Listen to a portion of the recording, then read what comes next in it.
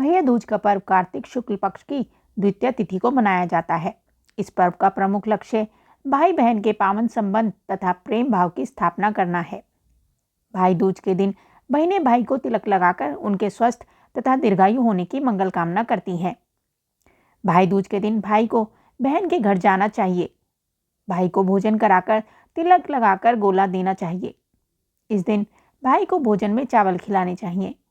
इस दिन भाई का बहन के घर भोजन करने का विशेष महत्व है। चाहे बहन चचेरी, ममेरी या धर्म की क्यों ना हो, भाई भोजन आदि के पश्चात बहन से तिलक करवाते हैं और बहनों को कोई उपहार देते हैं। भाई दूज की कहानी। एक बहन के 7 भाई थे। वह उन्हें बहुत प्यारी थी। उसका पति अपने माँ बाप का इकलौता बेटा था, जिसके होने पर की गई मनौती को पूरा न करने से देवता उनसे नाखुश थे। क्रोध में आकर देवताओं ने पुत्र तथा पुत्र वधू को मार डालने का निर्णय किया। उस बहन को किसी तरह इसका पता चल गया। उसने भावी जीवन में आने वाले दुखों की कल्पना करके उपचार के तरीके सोचकर अपने भाइयों से ससुराल जाने की जिद की। उसके भाई उसे भेजना तो नहीं चाहते थे, पर बहन के ना मानने पर डोली सजाकर भेज दी। उसने अपने पास दूध, मांस तथा ओढ़नी रख ली। थोड़ी दूर जाने पर देवताओं के प्रकोप से डोली का रास्ता सांप ने रोक लिया। बहन तुरंत सांप के सामने दूध रखकर आगे बढ़ गई। थोड़ी दूर और आगे जाने पर उस पर शेर झपट पड़ा तो उसने मांस फेंक दिया। शेर मांस में रुचि लेने लगा और कहार डोली लेकर आगे बढ़ गए। रास्ते में यमुना जी थी। जो ही कहार डोली को यमुना से पार कराने लगे, यमुना ऊंची लहरें उठाकर डोली को आत्मसात करने लगी।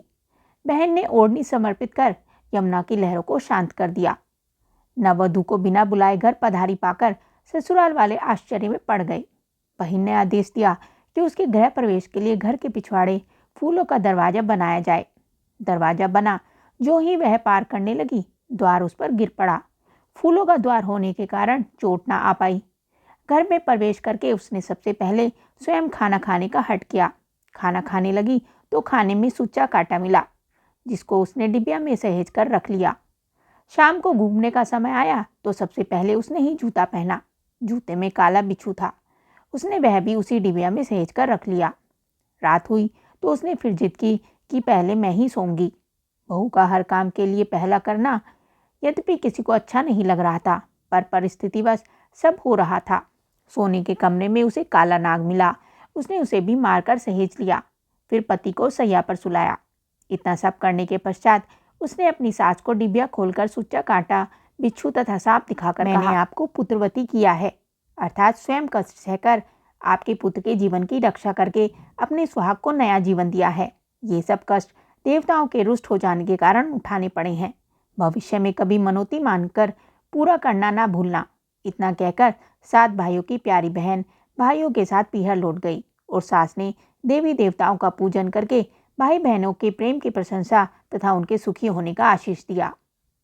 आप सभी भाई बहनों को कथा सागर चैनल की ओर से भैया दूज की हार्दिक शुभकामनाएं। ये कथा आपको कैसी लगी हमें कमेंट करके जरूर बताएं। साथ ही वीडियो को लाइक करें, चैनल को सब्सक्राइब करें। धन्यवाद।